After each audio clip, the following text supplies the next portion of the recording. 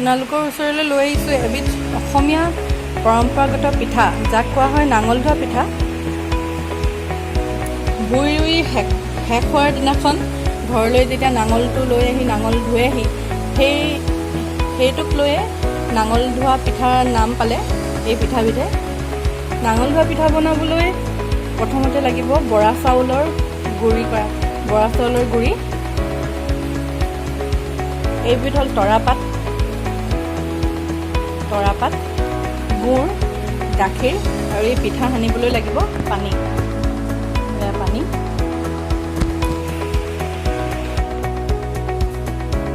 পানী দি এইখিনি পিঠা আটা মঠাৰ নিচিনাকৈ মঠিব লাগিব। মই আগতীয়াকৈ তৈয়াৰ কৰি থৈছোঁ। এইখিনি এনেকৈ আটা মঠা নিচিনাকৈ মঠিব লাগিব। মঠি হোৱাৰ পাছত আমি তৰাপাতেৰে ইয়াক বান্ধিম। কলপাতেৰেও কৰিব পাৰে, কিন্তু তৰাপাত দিলে তৰাপাতৰ যিটো গোন্ধ, সেই গোন্ধটোৱে পিঠাবিধক খাবলৈ আৰু সোৱাদ কৰে। এয়া এতিয়া মই তৰাপাতত বান্ধিব লৈছোঁ। এইখিনি বন্ধাৰ আগতে তৰাপাতখন মই অকণমান জুইত সেকি লৈছোঁ, যাতে ইয়াৰ চনকা ভাৱটো নাইকিয়া হৈ যায়।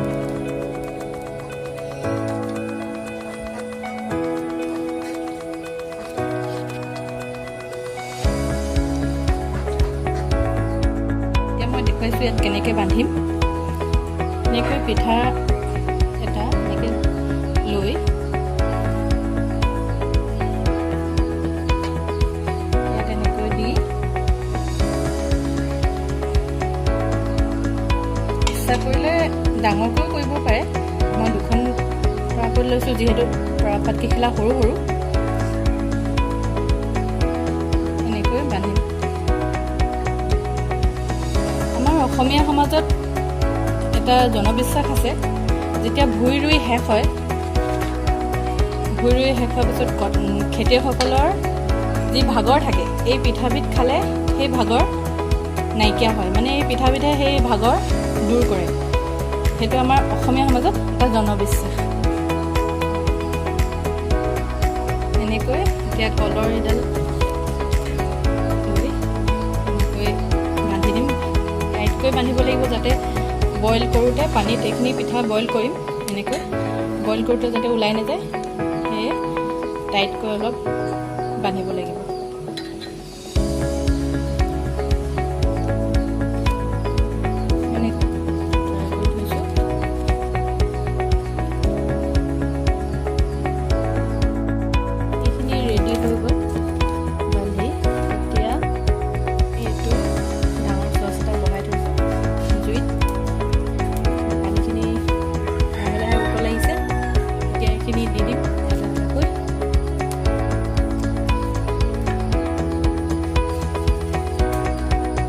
তৰাপাত কম হোৱাত কিছুমান কলপাতেৰেও বান্ধি দিয়া হ'ল।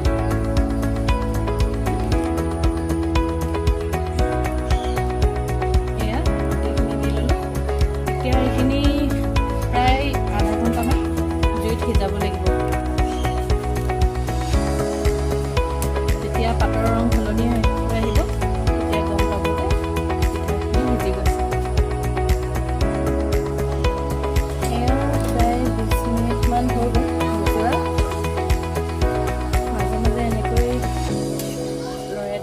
যাতে দুইটা চাইড সিজি যায়, আৰু 10 মিনিটমান সিজালে হৈ যাব।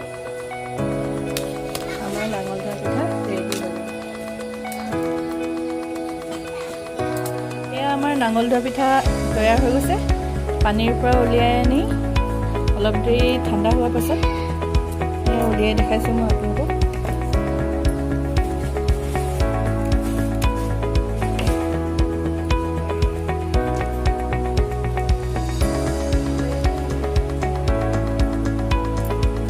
এবিধ পিঠা গুড় আৰু গাখীৰৰ সৈতে খোৱা হয়।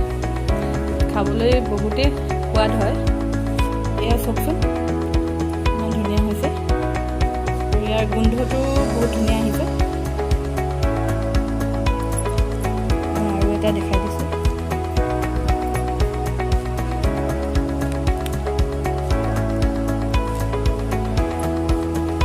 যিহেতু তৰাপাত ইউজ কৰা হৈছে ইয়াত, সেই গোন্ধটো বহুত ধুনীয়া আহিছে।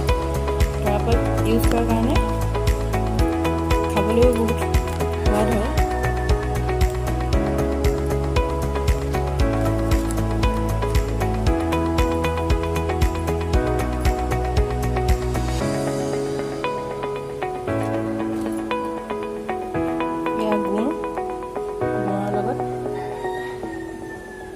পৰিৱেশন কৰিব পাৰি।